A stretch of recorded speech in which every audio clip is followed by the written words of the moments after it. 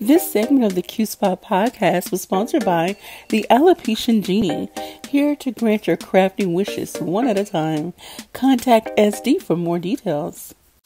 Hey y'all, welcome to the Q Spot podcast with your host, Quabila Jones, bringing you real and relevant conversations.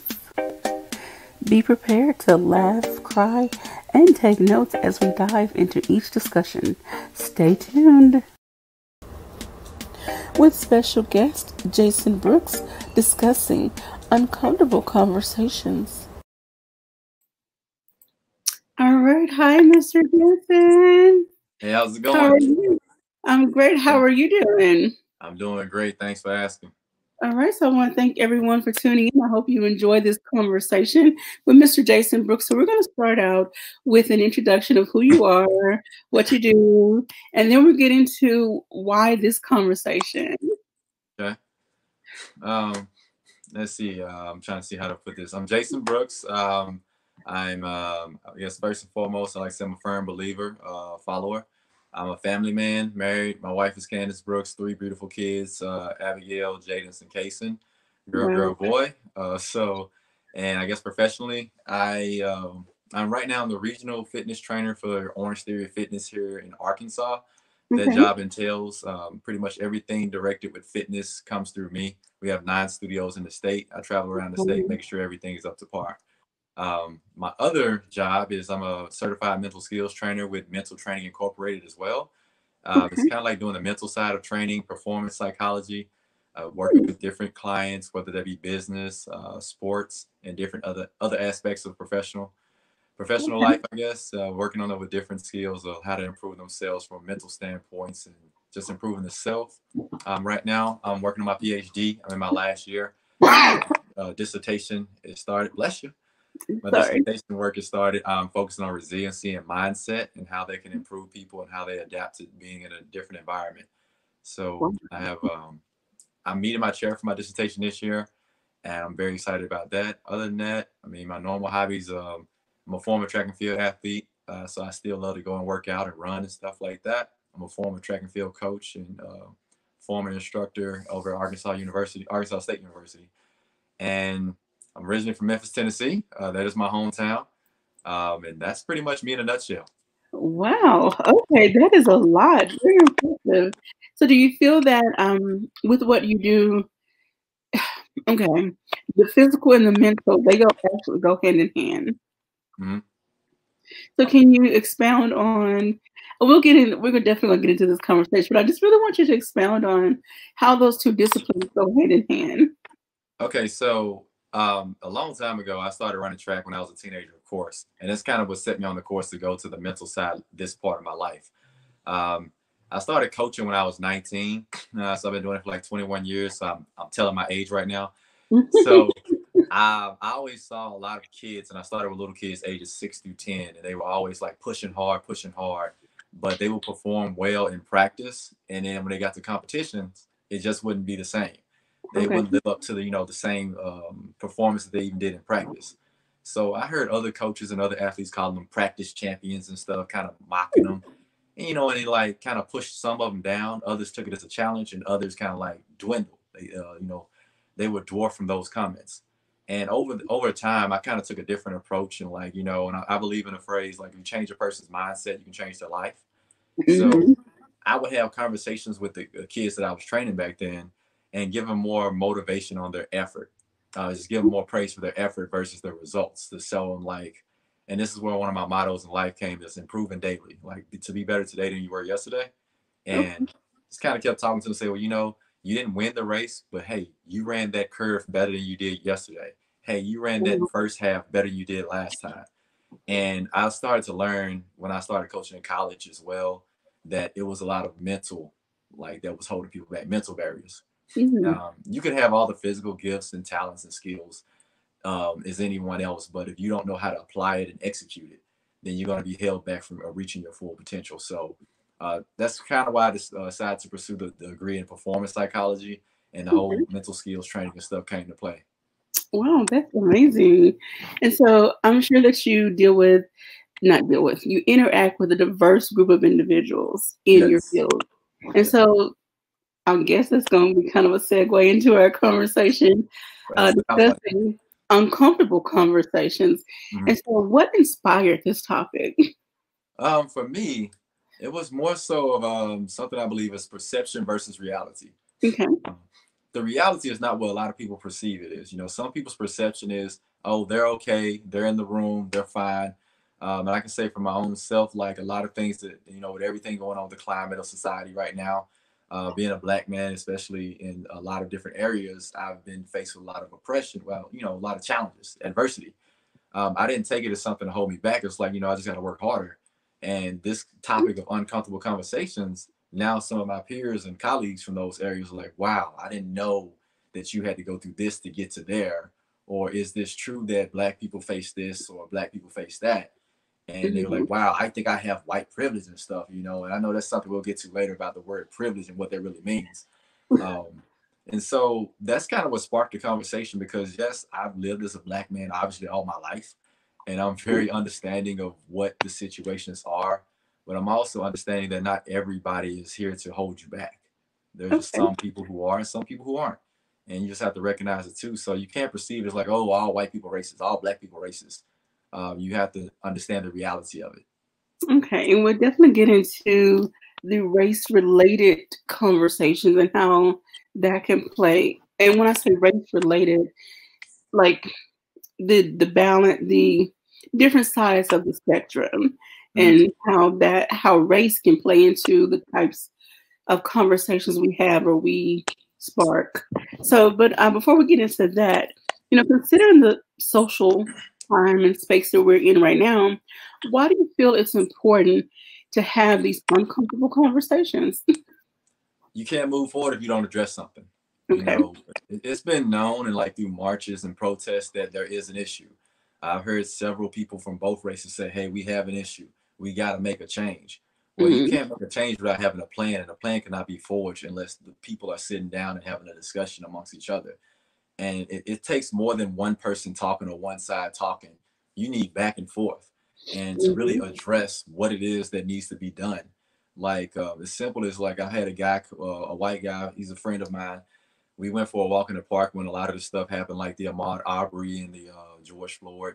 And we went and had a conversation about it. He was like, I didn't understand that coming into a certain neighborhood, black people feel some kind of way because they're targeted. And I was like, yeah. And I recall some instances back when I was a teenager. If I went to a certain side of town, it's more than likely I got pulled over at least 3 or 4 times. You Yeah. know, so that's because we called it back then DWB, driving while black. You know, you just look suspect, and the cops told me twice on those 3 times I was pulled over, you fit the description. And I was like, what is it? He's like, a young black male.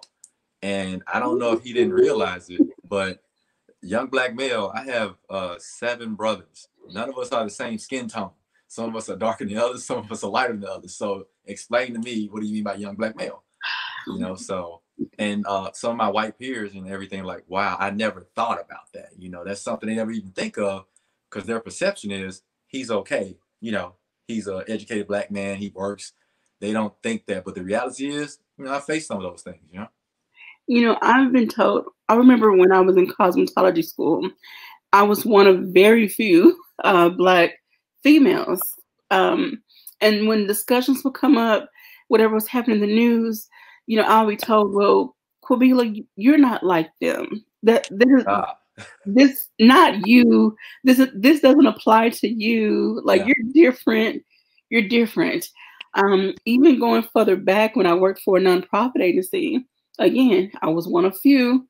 And then sometimes I was the only Black person in the company. Mm-hmm. Um, and again, it was that I was told, you're the whitest Black girl that I've ever Ah, known. man. That's one of my favorites, I actually say. I heard that a lot, you know. Yeah, I know what you mean. Yeah, and so Or, you know, the famous one, like, you talk white, you know, so, yeah. what does that even mean? It's like, okay. And it's a stereotype. The perception is that black people talk like you see in music videos, like slang all the time. If you pronounce your words a certain way, the proper way, you're white. You're talking white or something. Or if you sit up and pull your shoulders back, oh, you want to sit like a white person or something. So if you carry yourself a certain way, excuse me, you carry yourself a certain way, so, and that's their perception versus reality, because what they perceive it out to be is not the actual reality. And that's kind of the uncomfortable conversation. That's what kind of, to me, is the purpose of it, is like bringing that perception to what reality really is. And I may be skipping ahead, but do you feel that also within our own Black circle, we need to start having some conversations about perception? I saw a meme today, and one side it was men in Black men in suits. The other side was Black males in, streetwear with weapons. And I don't want to say what the label was. It started with an N. And the other one it said Black men, and then was the N word. Do you feel that in our own circle? Because the conversation went all kind of ways in the comments. Yeah, I can see that. Yeah, that's where I think that's where we should start first. Before we have a conversation with another race or ethnic group, we need to have a conversation with each other. Because, for example, you know who else wore suits and everything back in the day? Mobsters. So did we, like, what I'm saying? Are they looking like men, or are they mobsters? You can't look at what it perceives to be without knowing what it is. Until you have a conversation with that person, or you get to know that person, you need to, you can't, like, even base off who they are. You can't even give them a label.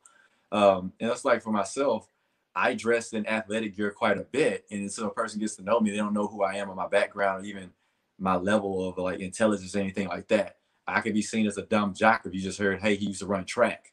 But we can sit and talk about so many things beyond sports. I don't even bring up sports a lot when I'm talking to people. And it's not because I don't want to seem like I'm anti-sports. There's more to my life than just being a jock. And some people perceive that. And part of that is, like you stated, kind of getting more into what you asked, like looking into our own group. We need better role models that show you don't have to be this or you don't have to be that. And I know that's something to get into a little later, and that kind of what's promoting it is what's shown and pushed on in social media and everything, like just in the public's eye. They only go off of what they see. Well, then this kind of leads into my next question is, what demographic of people do you feel certain conversations are more uncomfortable for? Maybe amongst Blacks, amongst whites and Black, or white and Black and whatever other ethnic group. Like, who do you feel is the most uncomfortable having any kind of conversation that's race related? From my experience and observations, I say both. Okay. If you look at Blacks, a lot of them may not want to admit they're flawed, admit their shortcomings, admitting, like, hey, maybe if I didn't give off this image, I wouldn't be treated this way. Or I've been treated unfairly for no reason, and actually look at, have you contributed to your treatment of unfairness? For me, when you point a finger at somebody, you got three pointing back at you. That's something my grandfather taught me a long time ago. So instead of trying to put the blame on yourself, on somebody else, what can you do to change your opportunities in your situation? If you exhaust all of that you can do, then you can look and see what the other person can do. So that's on the Black side. On the white side, I definitely feel they're just as uncomfortable as we are, because you heard it. If it ain't broke, why fix it? If it's a system that's working for you, why would you want to change the system? So some of them may not want to, quote unquote, their bubbles burst, because some of them been living in such a bubble, they didn't understand what was going on. And so now all this stuff has come out, that if they've been successful from due to benefiting from the system, then changing the system may take away their benefits, or it may make them seem to be a certain way. So they rather not have the conversation and let their silence what they don't understand. It speaks for them, but by just kind of like not speaking too much to not ruffling feathers on either side. Okay, I can see that. But we're gonna have to get somewhere in this country and sit down and have a conversation. It starts somehow. So I hope that people that are watching or listening are inspired to say, let's just sit down, rip this Band-Aid off, lift the veil, and just get into it. Like, sometimes the only way to approach it is to get into it. How do you eat an elephant? One piece at a time, I was thinking about that. I don't eat elephant, but I eat my pizza one bite at a time. I eat my snacks one bite at a time, so. And it's about, like, being uncomfortable being comfortable when you're uncomfortable. Yes. I like to say that's like being Black in America. I've learned how to be comfortable in an uncomfortable setting daily. You know, Oh, honey. And for me, it's more, it kind of goes outside my race and more my disability, but that's a whole other discussion. yeah, But I I mean, understand.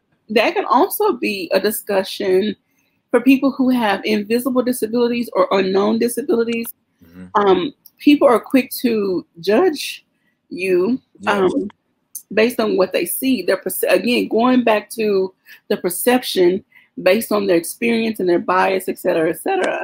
So no matter what the situation is, it could be a single parent or a woman with multiple children or Yes. Yeah. someone we perceive as poor with designer clothes.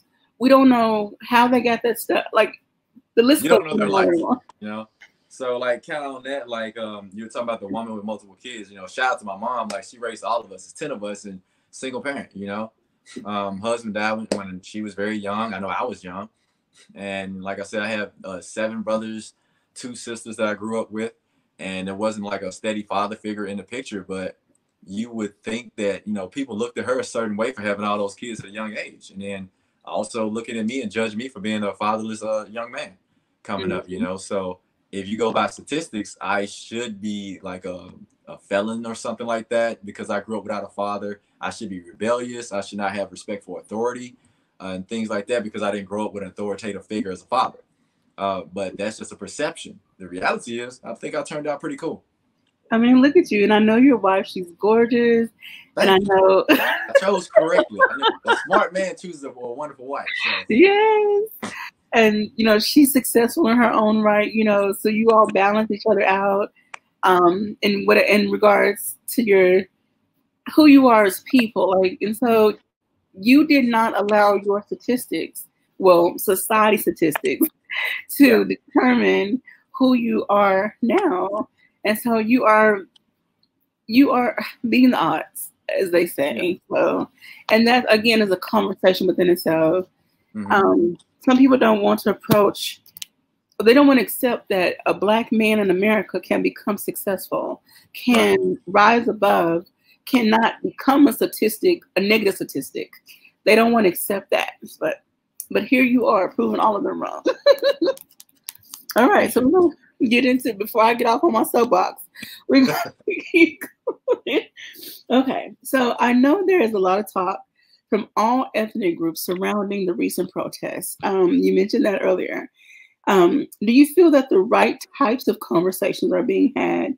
And are people really getting to the root of the matter or the matters? Well, um, my personal opinion on that, just from observation and experience, once again, I've seen a lot of protests, a lot of marches, and I congratulate those doing the peaceful ones. First off, I like to state that a riot is not a protest or a march. It's not, and people have been taking that and saying, "Oh, they're protesting, they're rioting." Let's not change and like try to change the definition of a word and change the narrative. If Mm-hmm. you're rioting, you're not a part of the protest. You're doing something different. Protest is peaceful, and a riot is not. So I like to get that out there. So I applaud those who are out there doing the right things and getting awareness up and showing their stance and all.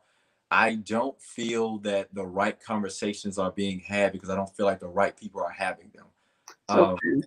so I don't know if you know, I'm a big fan of KLE. K, let's talk about it. Shout out to the trio Q, Dominique, and Bree. I listen to it as every episode, whether I catch it live, I get the playback. And they had an episode about doing it for clout or doing it for the cause. Yes.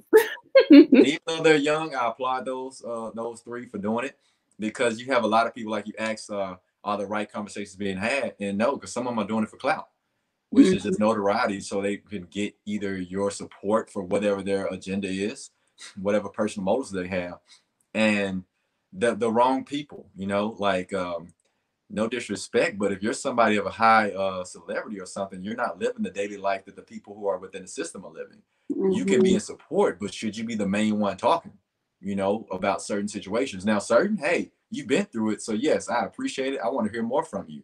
But Okay. some people who've never lived or experienced some of the things we're talking about, they're the ones up there talking. Some of the conversations I have great respect for any white man or white woman that's saying, hey, I want to help, I want to get involved, I want to make change. Well, are you willing to sit down and talk about it, or get us in a position to talk to somebody who can make change? That's right.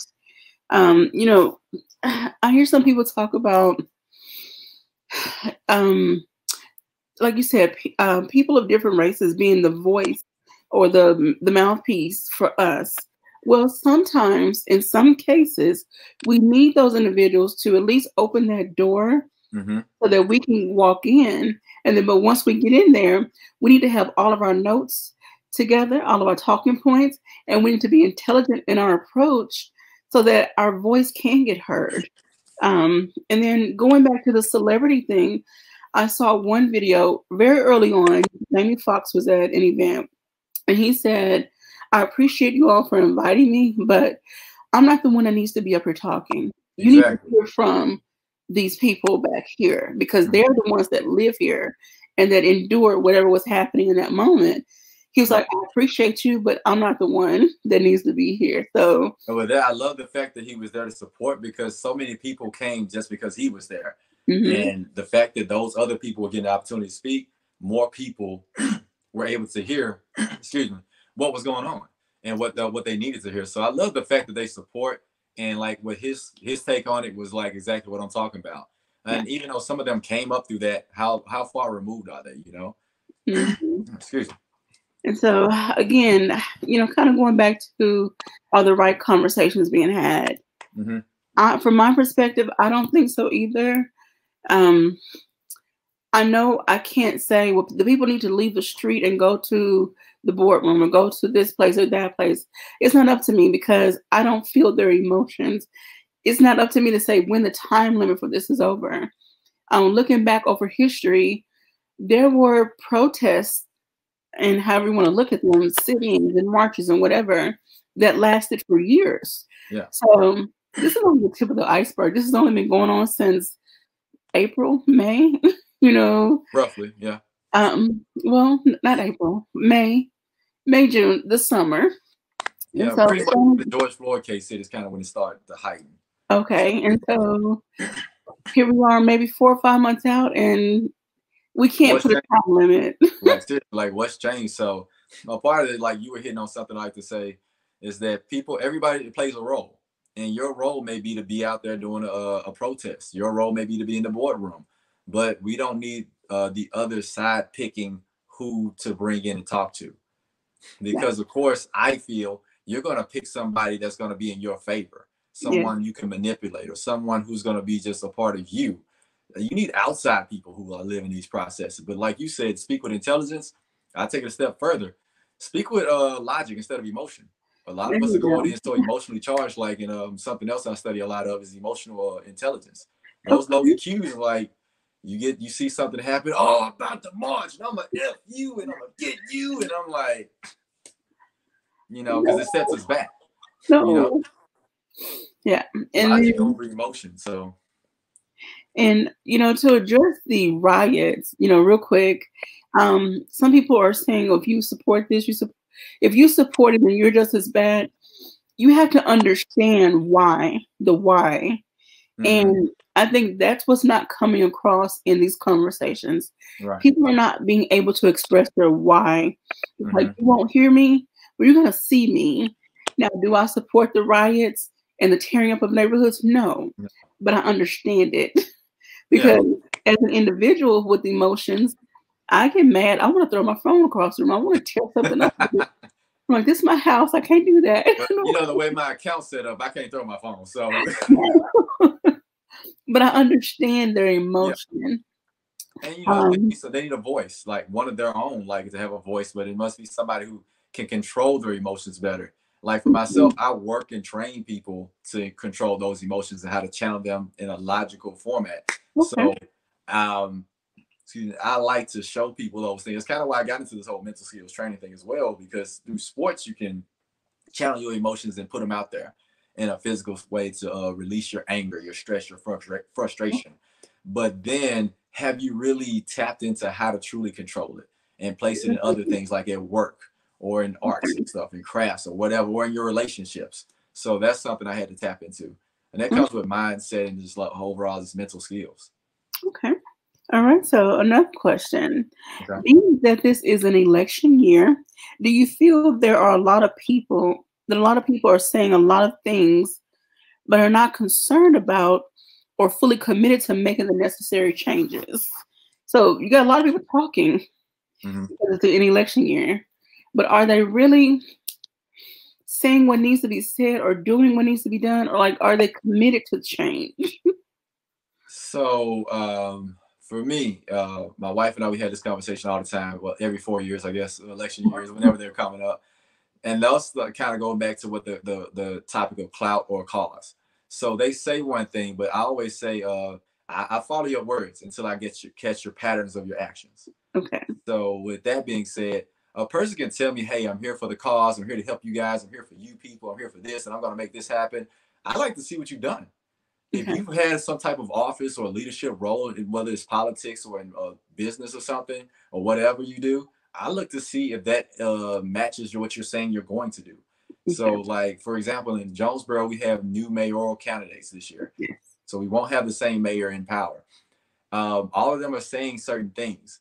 Have I said who I support? No. I'm excited that there's new people running. Nothing against the old mayor. It's like to see. It's exciting to see new people taking a stand and step up and try to get the office. Hmm. So everything they're saying, and they probably will watch this episode, which I hope that, and they take this to heart. A person like me, and I encourage others, go back and look and see if their words are matching to their history. They can tell you what words they pick certain instances or situations that they've done this to match it. Go back and look at their history. Period.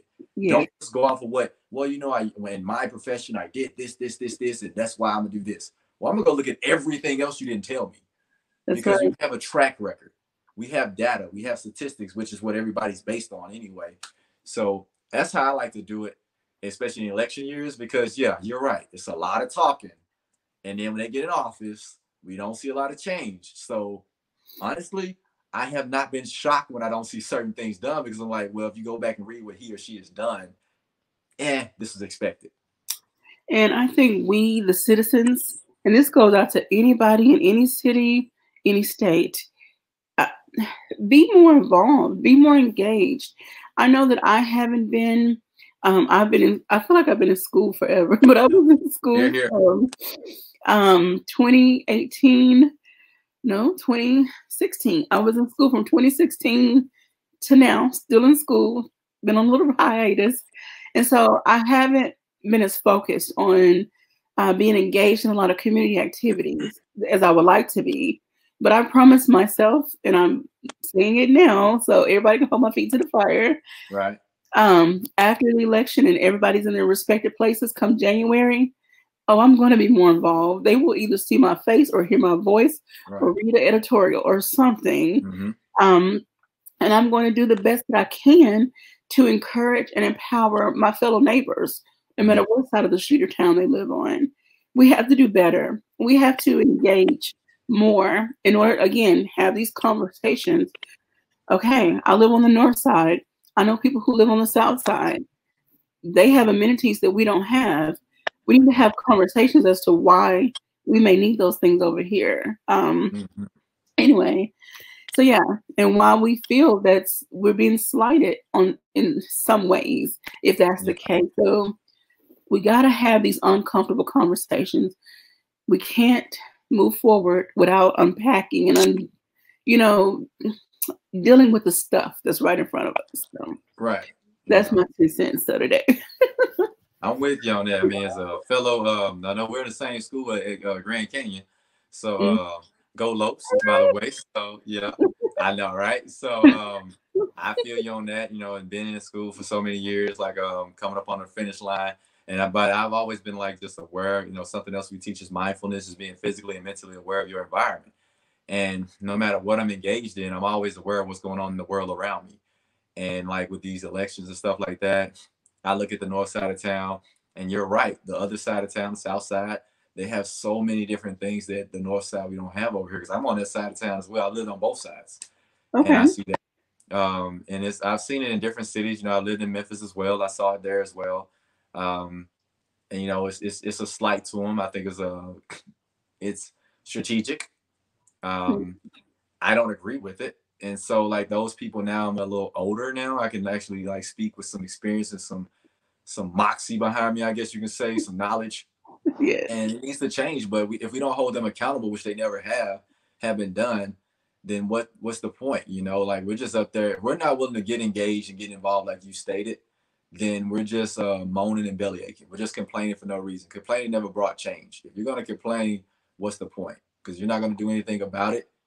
Nothing's gonna happen. You complain all day, nothing's gonna change. That's right. All right. So let's talk about what are some ways these smaller groups can start having these conversations that are necessary to start just tackling a few issues at a time. And sidebar to that, do you think some people try to tackle too big of an issue in the beginning instead of looking at the little pieces, the intersections of a bigger issue?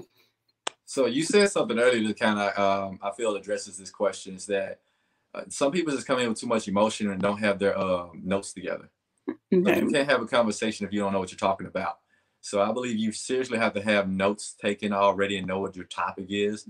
And don't try to eat the whole elephant like you stated earlier at one time. Break the pieces off, but you got to have collective people and understand you're not alone in this, because there's so many people that are dealing with these struggles and issues.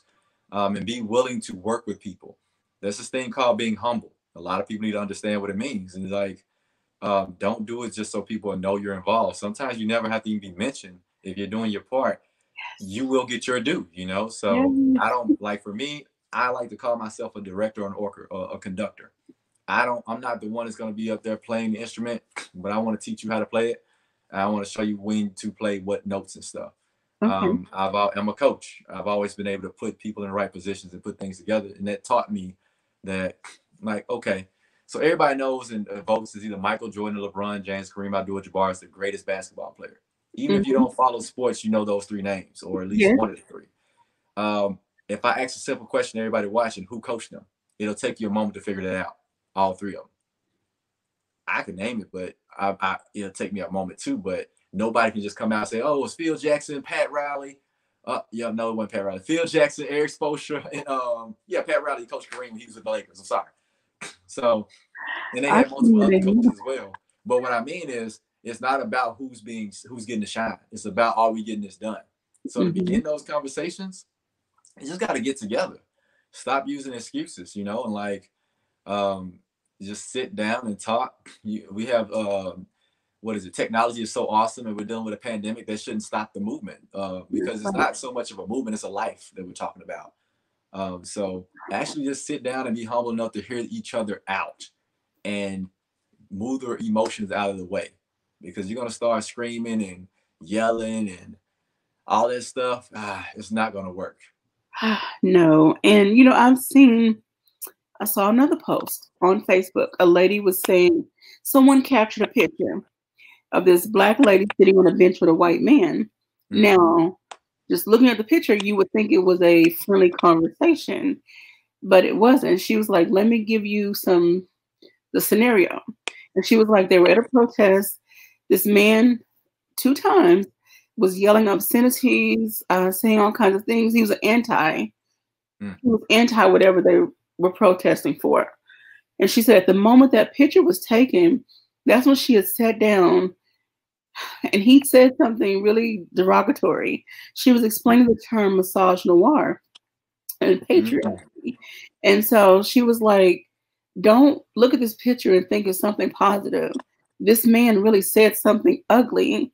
She said, but she could have taken that moment to be really ugly back at him, but she continued the conversation in a more positive way and said something counteractive to whatever he said. So anyway, she took that as her moment to counteract what he was trying to do. Mm-hmm. Whether she was successful, I don't know, but she at least took her moment. And so she took that moment also to utilize social media to share everything. Is not always what it seems. Don't take everything for face value either. You know, some things are still real that we try to sweep up under the rug in this country, you know. So again, we got to start having these conversations. We got to start calling people out on their stuff, Black, white, or other. Friends, families, Oh, Definitely, yeah. So, and it has to be done in a respectful way too, though. yes. Some people you can't just go out like hunting to call people out. Like your goal and focus is I'm gonna go call out 7 people today. You shouldn't be like that. And some people, that's why I said that emotion is running wild. You know, they Yes. just want to call people out. You gotta be in control though. I love that example you gave. Alrighty. All right. So, what if, and we might have already touched on this, but I'm asking anyway. Okay. What piece of advice would you give to Black people wanting to have certain conversations to express their hurt, anger, and overall needs? Now, I know you talked about being emotionally balanced. That's one, but what are some other pieces of advice you would give to Black people? Okay, we're finally coming off the streets and we're having these, approaching someone, we're sitting down at a table. What next? I said a couple things on that. Don't judge, teach. Don't Okay. automatically come in trying to judge them. You know, like, y'all people do this because y'all do this. You live here, you live there. Y'all got that. Don't judge a person. Also, be open-minded. You come in with a closed mindset or a fixed mindset, as I like to say, versus a growth mindset, it's not going to move forward because you're always going to be fixated on what was and what the problem is, like the past, the hurt, the pain, the anger. When we get to sit down and come off the streets and have that talk, it's time to move forward. But if you're constantly bringing up what happened versus what is going on today, so you have to stay present, because if you constantly keep them in the past, their thoughts and reaction to your words are always going to be past defense mode. So they're going to always want to keep their guards up because they're going to feel like they're being attacked, you know? So I would say have an open mind always, and I would say that on both sides, like a white person coming in and talk to some Black people, keep an open mind, So an example I give, like, I love the fact that JPD, and it starts at the top with the police chief, Chief Rick, and Assistant Chief Lynn. They've been very open to like conversations with people. I know that they say, hey, we open door policy, and they stand by it. You call up there and they'll take time out to speak with you. Mm-hmm. I'm speaking from experience. I wanted to know what was going on from their view versus hearing people say, oh, the police, man, they're racist. They're white pigs and stuff. I'm like, so you want them calling you an N-word? Why you call them a pig? So I was like, have you talked to them? No, I ain't talked to no cops. I went to talk to them. I just wanted to know what was going on their side and if I could be in any assistance to help. So, and they were very open. They communicate whenever I ask a question or something. I don't see the problem. And that's what I love to see on both sides. So you have to go in open-minded and understand, like, these people may have done something you see offensive, but do they really know it's offensive? Do they even know what they're doing that's like making you feel that way? Thank you. I think I watch 1-2 minute videos, but I'm usually on YouTube watching clips because I cannot YouTube. I cannot sit through an hour-long news story because yeah. So I'll watch a little 15-minute, 30-minute, maybe 20-minute clips. And so another one, man in a store, 2 men, Black and white. The white man said something. Now, we don't know what led to this particular moment. The white man said something to the Black man, and he called him a boy. Now, we know what that word can mean. And so how that comes across in that setting. Mm-hmm. And, of course, the Black man was like, I'm trying to pay for my stuff and mind my business, but I can't let this one go. So you can imagine what happened. Altercation in the store.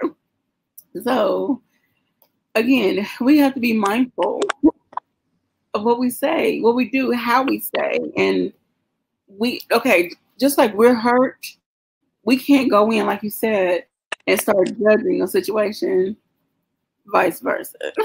That's a great example. Like, for example, I've been called boy by countless people. And I had to, honestly, as I got older and learned how to say things in a respectful way, I didn't judge the guy like automatically he's coming at me being racist or something, that he's above me or something. I was like, hey, I like to talk to you real quick about this situation. He's like, what situation?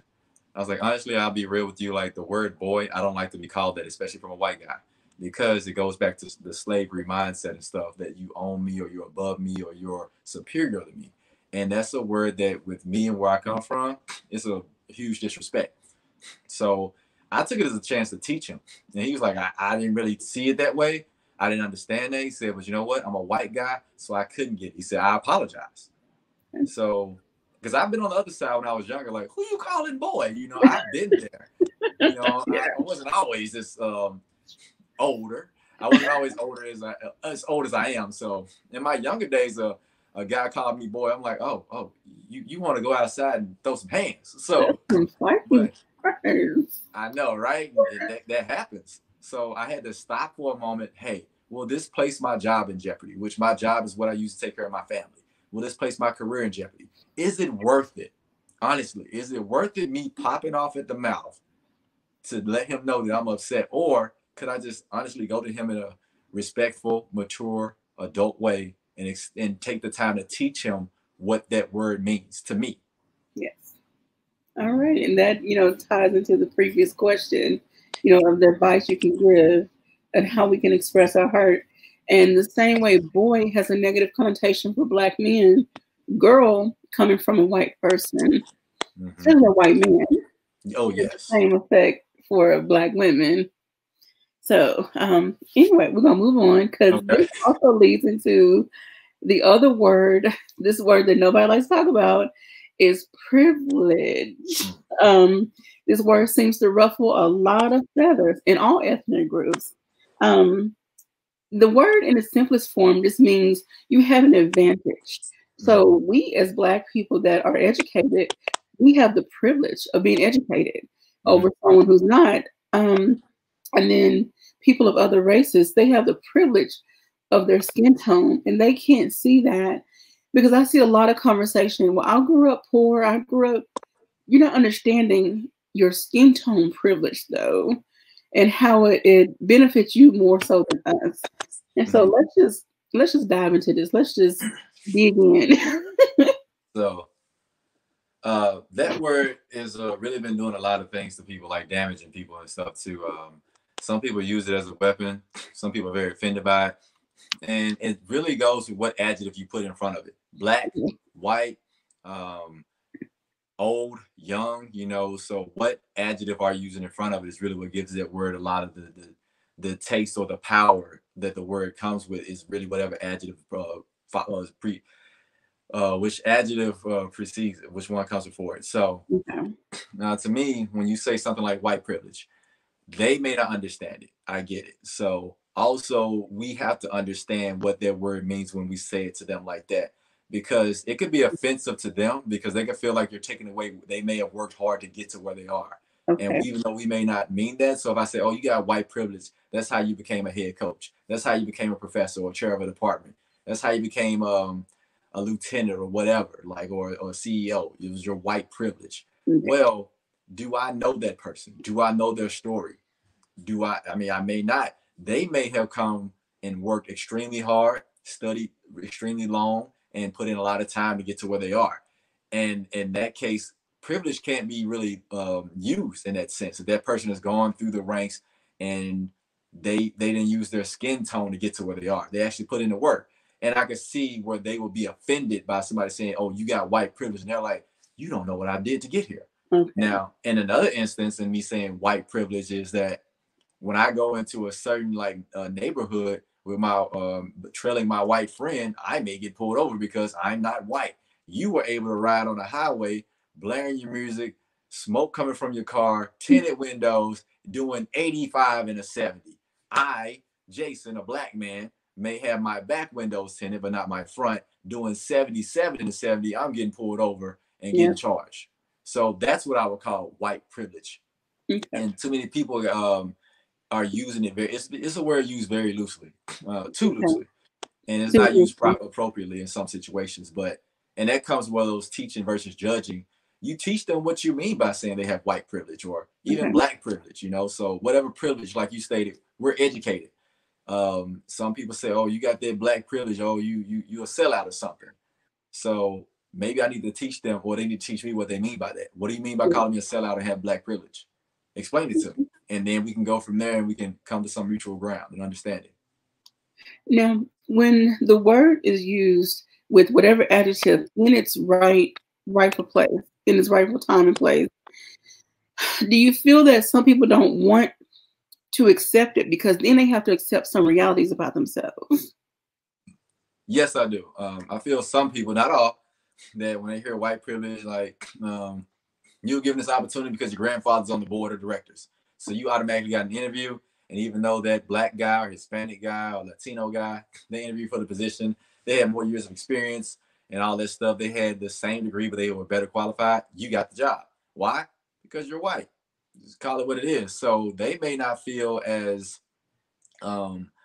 they may not feel the same level of success as you do, or they don't feel like, hey, I'm not as worthy as this person. So why would I let somebody take away something that I've gotten, whether it's been given to me or not? Why should I suffer because my ancestors set me up for success? Okay. Why should I have to like change the system that works for me? And it's kind of going back to what I said earlier on that. So I do feel some are like, if I don't address it, I can keep going the way I am. Mm-hmm. If I don't acknowledge it, I'm going to continue to let the system work for me. There's several people like I've had peers working in higher ed, different universities. They would work their butts off and people would come in, like they go out and get their degrees and all this stuff. They've been working in this department for like 6 years. And here comes this white person who's been in the department in that field for maybe 8 months and they get the job over that black person. Not right. That's pretty, you know what I'm saying? So I've seen that from different angles. And I was like, I understand. I'm like, hey, I see what y'all doing. Peace out. I'm gonna go this way. Okay. I'm not gonna let that stop me still from my progression and my upward trend and my growth. Okay. Alrighty. So, as we know, there's no magic formula that's gonna just fix all of these issues. Right. But going forward, how can we as a globe begin to start the change? Like we talked about a few things. So maybe for those who just need I like lists, I like outlines. Mm-hmm. So try to give us a little short bullet list of things we can do to start making change. Well, some of the things we named is like have a conversation, okay. Sit together and talk. Take your notes of what your topics are. What is it you want to achieve? Like make a plan, make a roadmap. If those who know me out there, I do roadmap training and stuff, how to break things down piece by piece. That's something else I do in my professions. Okay. Is then you find what roadblocks will stop you from getting to the goals, and then what solutions you can come up for each roadblock. But you got to have a plan. You got to be able to know who are the people at the table with you and what are their strengths and who can help you in what area. Like it's don't recreate the wheel. Like I know we have a lot of like blacks and minorities, a lot of different groups coming up and stuff trying to form this group. Well, we have groups like the NAACP, Campus has BSA and stuff like that. Mm-hmm. Why don't you try to get involved with those and like help enhance them? So you have BPN, Black Professionals Network, get involved with those and enhance them. You have the Multicultural and Diversity Department on campus here at Jonesboro. Get involved and help them. They do outreaches to the community as well. I would say like on the white side, I guess that's the word. Yeah, the white side. Don't be afraid. Speak up. I'll say this for anybody. Your silence speaks more for you than you know. Mm-hmm. If you decide like not to take part, then honestly, you look like you agree with it. If you don't stand against something or for something, you stand for nothing. It's like there's no such thing as straddling the fence. You're either left or right. You can't go straight at a fork. You have to pick a side. So, and if you choose to be on that other side, I respect that. That's your choice. I respect your choice. You have the right to your own choice. I'm not going to belittle you. We're just going to disagree in a respectful way. So I would honestly say like the first thing to do is be intentional. Step out of your comfort zone and get around people. Know your limitations. Well, not your limitations. Excuse me. I don't like that word. Know your strengths, but also know your opportunities. Not weakness, but opportunities for growth. And I like that. I'm all about positive. So, and how to up here, so certain words can make you go down. Certain words can make you go up. So with that, it's like take those people who are strong in the areas where you need opportunities to grow and attach yourself to those people.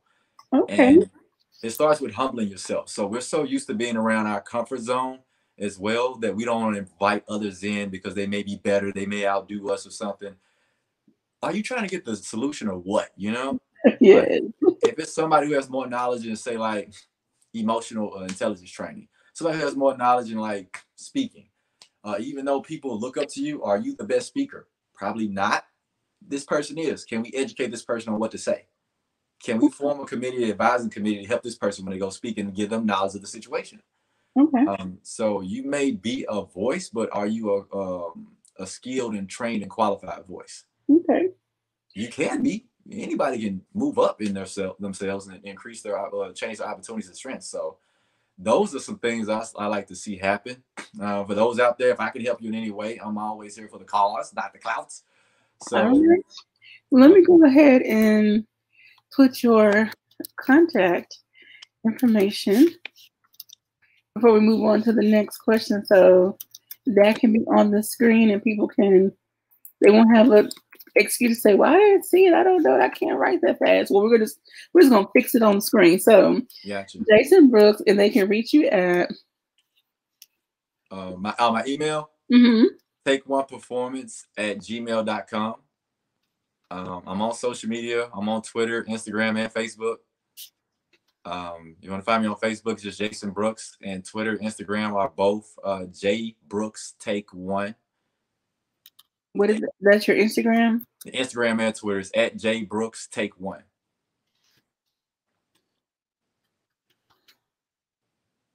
All right.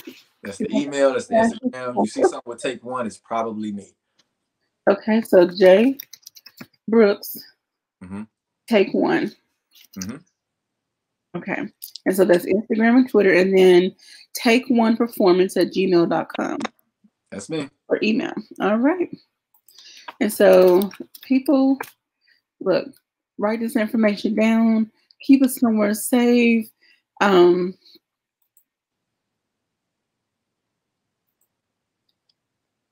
Contact Jason. That's okay. Contact Jason. I almost lost my thought. Just contact Jason. He know what to do. I got you. Just reach out if anything I can do to help out. I definitely want to be a part of the change and the solution, rather. So I'm not here to talk about what problems. We know the problems. How can we make solutions? So, and that's been a thing. People come together and they're constantly talking about problems. It's been known. So we need to create solutions for these problems. All right. So going to the next question. So one thing I've learned while working on my undergraduate degree in sociology, and look, when I get real passionate about social issues, is that we would never, ever have a utopian society. However, there's always going to be a group of people or a person that's going to try to challenge the status quo. And I learned this in my criminology class. There's always going to be some level of crime. There's always going to be some unbalance of something. And so looking at capitalism versus socialism, which that's another bad word we don't want to talk about. Let's see. There's always going to be this unbalanced, like extreme unbalanced, situations. And so what suggestions can you make in order for our society to start seeing a bit more, just a little more balance in favor of the people and not the elitists or the privileged? Oh man, the privy. Okay, so a way we can make a change is like if you're an elitist, acknowledge who you are. Acknowledge your status. I mean, it is what it is, and that's one of the main things. Like, stop living in a closet. If you are benefiting from the system and you know it's hindering others, just be honest with yourself. I mean, because what's done in the dark is always brought to light. I'm a true believer of that. You can't hide something forever. So one thing to be done is about that is create opportunities. So with that, I'm glad you asked that question because it made me think about something. And this is something I'm very passionate about. You can't so elitists are basically the people who are above others. They have more opportunities, more wealth and all this stuff economically and different other ways. This quality of life is better. Now, when you look at minorities though, how many of them are elitists? Not a lot. So there's not a lot of representation. How can I strive to be something that I don't know what it looks like?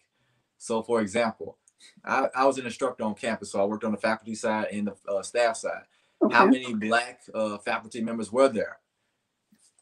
Less than the fingers I have, I can tell you that. So how can a young Black man strive to be a professor or an instructor if he doesn't see that example that he can go and relate to? It doesn't resonate with him as much having a guy that's not from his area or a woman who's not from where he's come from or his background and understanding the cultural things he has to endure. You don't get it. No matter how much, and don't get me wrong, I love all my professors I've had in the past. Shout out to all my white professors and my black ones. It was mostly white and black, white and black, but they helped me a lot. For example, going into coaching, like I said, I started coaching when I was young. I was about 19. And Okay. it was two men back in Memphis, Coach Tate and Coach Cochran, that really got me on the path for that. They just asked me what I like to help out with the team. They really got me started, and they still are big parts of my life today. And another man, Daryl Woodson, he's still another coach. He serves like one of my mentors to this day. He's a black guy. He really took me under his wing and really pushed me even harder. And another one is my coach at Arkansas State, Coach Flanagan. Jay Flanagan has been a strong figure for me. Okay. He hasn't coached me in over 13 years, but I still look to him. I got a lot of my tactics and values from him, especially in the professional world, and how to be a coach and a male figure for young athletes. Okay. Because I like to use sports because everybody's aware of sports. It's a great way to set analogies, I say. So like these kids come to college at the age of 18 to 19 or whatever, and they're growing into who they're going to become. This is a big part of their lives. So when you're playing a sport, that coach will play so many roles as a mother or father figure as well. Yeah. So you have to understand, if they want to strive to be something, they're going to look to you for acceptance and validation. But if I don't have a black coach that I can talk to, then who am I going to talk to? Yeah. Now, shout out to, like I said, Coach Flanagan, because all those guys I named, he's the only one that was white. Okay. But he had a huge impact on my life. Okay. So, but he's one of a few, a very small number. I've seen so many others that they don't understand you can't say certain things to a black athlete. Okay. And Coach Flanagan, he got it. But he was so much older and had seen so many things, he understood it. Okay. There's a lot of young coaches and young teachers and young business owners that they don't get it. You have to talk to different people different ways. And that's what the elitists, and that will be a message I send out to them. Like, you don't talk to everybody the same. That's right. The way I talk to you is not the way I talk to Dominique. Okay. They're two of my former students, and I speak to them totally different than I speak to some of my employees at Orange Theory. So everybody's different, and within cultures and ethnic backgrounds, everybody's different. Okay. And for the elitists to help out, learn how to communicate with everybody. Okay. Don't just automatically think, I say, you listen. How are you saying it?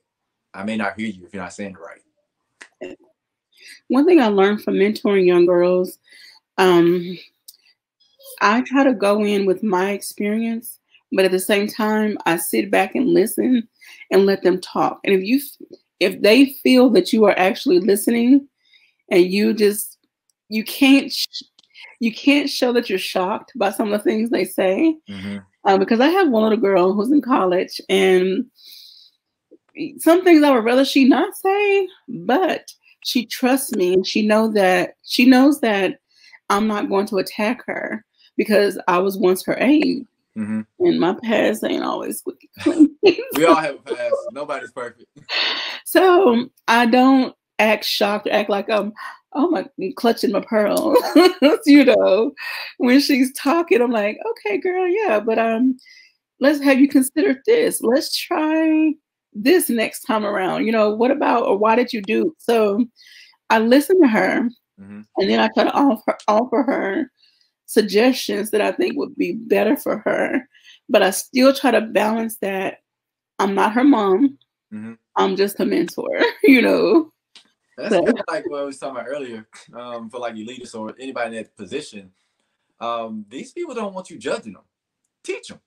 You know, don't take what they're saying, because remember, like you said, we all have a past. Nobody's perfect. Yeah. I've never met a perfect person because I don't think that exists.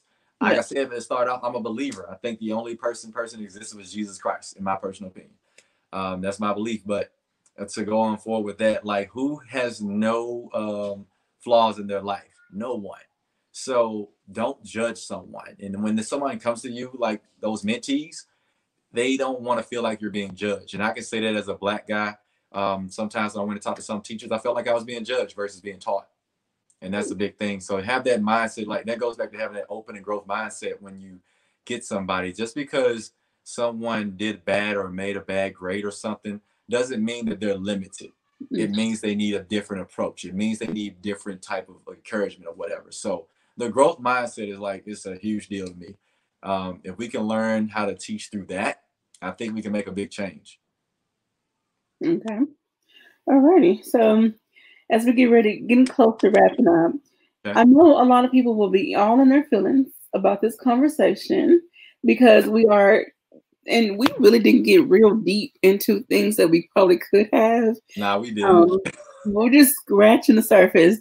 You know, just wanted to at least scratch the surface of what an uncomfortable situation is, how to go about starting the process, what can work in your circle, your social circles. So we just scratch the surface. Mm-hmm. However, if we don't start dismantling this process, though, it's like, when will we? We have to start somewhere. So the question is basically, even though people are going to get in their feelings because we are scratching the surface, but if we don't start dismantling, like when is the perfect time? There's never a perfect time. True. If not now, then when? I've heard that a lot before. I would say, like I said, like, come out of your shell, come out of your bubble, pop your own bubble. Don't wait for somebody to do it. Okay. So because society is going to expose it one way or another. Like, stop having Facebook arguments and have a sit down conversation with somebody. What's that song? I think it was Drake rapping about something like, I'm not big into rap like I used to be, but trigger fingers turn to Twitter fingers, something like that. Young people, help me out here. So okay, because I don't know. Basically, you're hiding behind something that nobody can really see, and you're not showing your true self. But if you look deeper in between the words, like, their true self is showing. So come out, face the music, and have a conversation, a discussion. So because this thing isn't going away, and I think what you and I are doing right here is great. I love the fact, and I appreciate you having me on for this. I hope this is not the last time, because this is how it starts. You get two people talking, two more people talking, and then it just doesn't go away. And then we start talking about solutions because we're addressing certain issues, and there's several more to address. And you take people who are both passionate and serious about making a change, and they can say some things that may spark somebody else to say, well, you know what? I have a connection to the mayor. I have a connection to the city council clerk. I have a connection to this person, and we can actually change that. We can actually change this. I'll throw something out there that I saw somebody post on Facebook. Yes, people, I do look at Facebook. So somebody made a statement, and I felt what they were coming from. Like, there's not a lot of outdoor basketball courts in Jonesboro. If you go around the city, so like these kids, growing up where I'm from, we had a hoop, a basketball goal, and instead of going to selling drugs, I wanted to go shoot ball.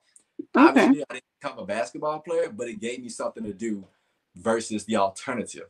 If they have nothing to do, and also obesity and things like that, health are a big problem in Arkansas. It's just global. Get them back active. Give them opportunities to be active, though. It is free for a child to go outside with a basketball and shoot ball with his friends, versus having to go to a camp. But if they don't have that option to go and do something like that, and I'm just speaking of one example, if I don't have the option to go and do that, then I'm gonna do the alternative what's available. I'm gonna either get online with these creepy people, or I'm gonna go find the streets. I'm gonna go sell drugs. I'm gonna go join gangs. And I grew up around a lot of that stuff. And trust me, it's still out there. And like, we got human trafficking going on. It's pretty big. So create different opportunities, So, and whoever's hearing this conversation may feel like, hey, I know somebody that can build basketball courts or something. I don't know. But that's just an example. It starts with conversation, Okay. All right. So another question. Do you think people are reluctant to start having these conversations because, one, they fear their way of life will be challenged? And we kind of addressed it a little bit earlier. They're going to have to they're going to have to acknowledge that an issue or problem exists. But do you feel that they fear, now that they've addressed it, their way of life is going to be challenged? Like, because I addressed that I have privilege and I'm having this conversation, I'm listening to somebody else, what's going to happen to me? Yeah, I believe so. Like you said, we kind of addressed that a little bit. I believe some people are reluctant of having their life change, and it's like the unknown. A lot of people don't like to dwell into the unknown because you can't control the unknown, because you just don't know what's going to happen. So, and that's like what I said earlier, like, you have to be comfortable in an uncomfortable setting in order to make a change, because it's just what it is. Like, you're changing to what you don't know, and that can be uncomfortable for people. Others, and that's more of a fixed mindset. You want to have dominance and control over things. The growth mindset is all about embracing the challenge of change, embracing the challenge of the unknown. I'm a firm believer if you take care of something today, tomorrow will be okay. It'll be a little bit better. But if we don't address it and today, tomorrow's gonna be a lot worse than you think. So and with some of the people that you counsel, mentor, work with, I'm sorry, I don't know the term. Do you feel that even when it comes to the mental and the physical, once they have an awareness of that thing, they now have to deal with it? Like you can no longer just put it in a corner because it's in the corner, but it's like this big, it's like it has this big bright sign on it. So you got to deal with it. So like with that, like I'll start off. I'm not a counselor, people. Don't get it twisted.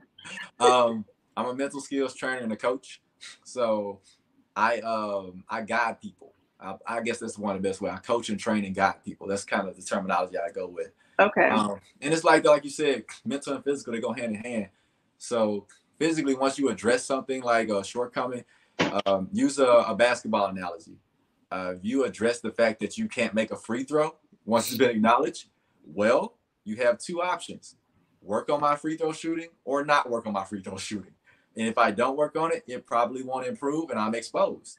So with these issues, okay, I have white privilege. I have black privilege. I have privilege. It's been acknowledged. What is my privilege? Well, I'm a former whatever, so I was automatically given a seat at the table versus others who weren't. And they didn't play this sport, so they probably didn't get the opportunity to coach it like I did. How do I change that? Well, I create avenues for those who didn't go the route I did. Those who don't have the privilege I have. I engage in just forming development education role, like tools for them, mentoring to them, bring them on as an intern or something. I don't know. Let them shadow me in how I handle myself and what I do on a daily basis. Give them the opportunity to learn about the position. And that's something to the elitists out there. Just because somebody didn't come up the way you did, or they weren't handed the position, if you were, not saying you were or something, like create opportunities for people to learn about you and your positions and stuff and how they can get up there. Like develop a plan to open up the opportunities for different people. We have a very short percentage of our professionals are Blacks, especially like in higher ed, sports.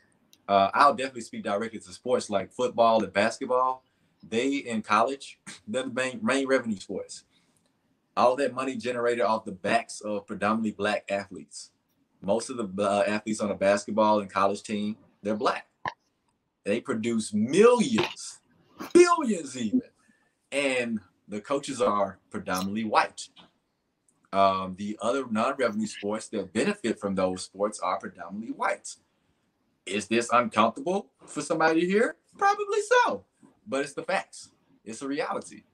And how many of those Blacks are getting those opportunities to coach those predominantly Black sports? Not as much. I want to touch on something real quick. Go ahead. Since you brought up how Black athletes are often, and I dare use the word exploited. This is my show. I'm going to say what I want to say. Do what you do. So, they are exploited intentionally or unintentionally. And they don't get to reciprocate. How can I say? They don't get to receive the benefits. I'm just going to say it. Okay. They don't get to receive the benefits of what they've learned and what they've earned on the field or court or whatever sport they play. Recently, I saw some videos and commentary about athletes, especially when the NBA players decided not to play their games. That was their way of protesting. They were boycotting, whatever you want to call it. They chose not to play. And these were championship games that they playoffs. Yeah, I'm a big NBA fan. Trust me, I saw all that. So, is that one way that we can get attention? Like, I don't know. I'm trying not to go off the rails here because I get very. It's your show, so I get very passionate about certain things. But okay, how can we start addressing these things? Like, and let's just take athletes. How can they again get their voices heard and say we deserve the right to be, even if it's a defensive coach or offensive, or y'all forgive me, I'm not a sports person, but a special coach on a special, whatever. Help me out here. I kind of get where you're going, and I have a strong passion for sports. Being a former athlete and being in sports has helped me a lot in life to get to where I am. So I never take it for granted. So, but that's not the route of all. But like for those who are in it, as a former Black athlete, a former Black collegiate coach, and all that stuff, and even as a current Orange Theory coach, as a Black guy in Orange Theory, I still see the same things, different dynamics though, where I'm at now. But going through the process and they're going through those areas, I'd say there's not representation that lets them all, that gives them the confidence to speak out. And that's their resiliency. They have to feel confident. They have to be able to adapt, self-support, have social support, and purposefulness. So they may have purposefulness and like knowing what they want to say, passion with their words. The social support isn't there from the coaches for the most part, because honestly, the coaches are the ones benefiting from it. As a Black athlete, if I'm going to speak out, and in my mind, I'm automatically thinking, and I'm only speaking from my own experience and observation, I may lose my scholarship. I may not get to play. Scholarships are year to year. They're not 4-year guarantees. And understand that. A scholarship is a 1-year deal you sign every year. So the next year, I speak out this year. You may be bringing in another guy to replace me, and he's going to be quiet because he just wants to get on the field. So even if someone gets a full ride on paper, but it's still year to year. Correct. But coaches' contracts can be 3, 5, 6, 7, whatever years. Wow. But athletes, your contract is for 1 year to represent their university. That's benefiting. Like if all the athletes stop playing, then heck, in the university money's going to drop. So I'm a firm believer that there should, this is what I think. And this is an uncomfortable conversation for somebody to listen to, especially in those roles. I think you should hire an outside coach. They are contracted with the university, not employed by the university. They're contracted with the university. They're private people, whatever. And they're just I don't have the proper term for it, but they're like a liaison between the coaches and the athletes. Because let's be real, these athletes are employees for these multi-million-dollar universities. So let's stop hiding behind amateurism, for one. So like they should have some type of representation, because if they speak up, they're not going to be reprimanded. And that's pretty much like a big part of them. I know a lot of them would love to probably speak up or whatever, but they feel the consequence outweighs the action, Like, hey, I'm going to do it for the movement, but I'm going to suffer greatly. I can't go back to where I came from because this sport is my way up. And they don't want to jeopardize that. And I definitely, I empathize with them because I've been there. So that's a big issue too. So I think they should hire an outside person. I've seen some universities hire coaches or the player development or something like that, but it's their people. So of course you're going to keep the system going if you hire your own people. And so that's my thought, my take on it. And you bring an outside person who's not one of yours in, they're not going to answer to you. They're not going to do it to benefit you. They're going to do their job because they're very biased if they come from you. We're going to have to definitely extend this conversation to a sports conversation, because I have a lot of questions. When I say extend, we're going to have to do another segment about Black athletes and their school choices. And, I've heard the talk about, well, Black athletes should go to HBCUs. Some say no because the money won't follow that. I mean, that's a whole nother. We're gonna have to schedule another conversation. Oh, most doubt. No doubt. I'd love to talk about that. Yeah, we can get into that. Yeah. But okay, as we get ready to wrap up, any final words, thoughts? What do you want to leave the people with? I leave the people with like know yourself, to thy own self be true. Okay. So know your opportunities where you can make an impact. Always be mindful, be mentally and physically aware of your surroundings, because your actions are viewed by more than you know. Your words are heard by more than you know, more people than you know. So be careful what you say. Just be mindful of what you're doing and saying. And just go out there and do your part. If everybody does their part, we can make a change. All right. So we just want to remind everyone, we put this back on the screen right quick. Contact Mr. Jason Brooks at email takeoneperformance@gmail.com. Instagram and Twitter, J Brooks Take One. Reach out to Mr. Jason. Have that conversation. Let's get some things going. Y'all. Anytime. And we're definitely going to have Mr. Jason Brooks back at the Q Spot. It may not be a video, maybe audio only, but check out the Q Spot on all the major social media platforms and podcast platforms as well, and YouTube. So thank you so much, Mr. Jason, for joining me today. Thank you. Thank you for having me. I appreciate it. Had a great talk. Again, if anyone has a business, product, or service you'd like highlighted, email me for sponsorship opportunities. So thank you all for listening. Join the Q crew. And as always, pink sugar kisses. See you later.